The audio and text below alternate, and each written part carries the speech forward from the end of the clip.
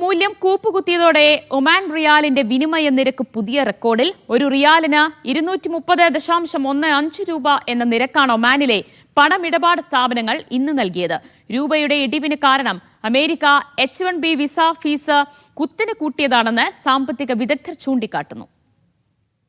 ഏതാനും ദിവസങ്ങളായി റിയാൽ രൂപക്കെതിരെ കുതിപ്പ് നടത്തുന്നുണ്ടെങ്കിലും ഏറ്റവും ഉയർന്ന നിരക്കാണ് ഇന്ന് രേഖപ്പെടുത്തിയത്. US ഡോളറുമായുള്ള വിനിമയത്തിൽ ഇന്ത്യൻ രൂപ കൂപ്പുകുത്തുകയായിരുന്നു.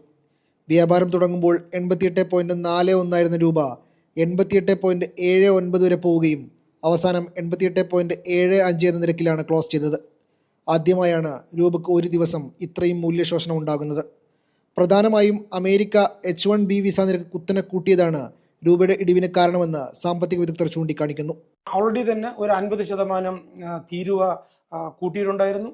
ജിയോ പൊളിറ്റിക്കൽ ടെൻഷൻ ഇതെല്ലാം തന്നെ ഇന്ത്യൻ രൂപയുടെ മൂല്യം ഇടിയാനെ കൊണ്ട് കാരണമായിട്ടുണ്ട്.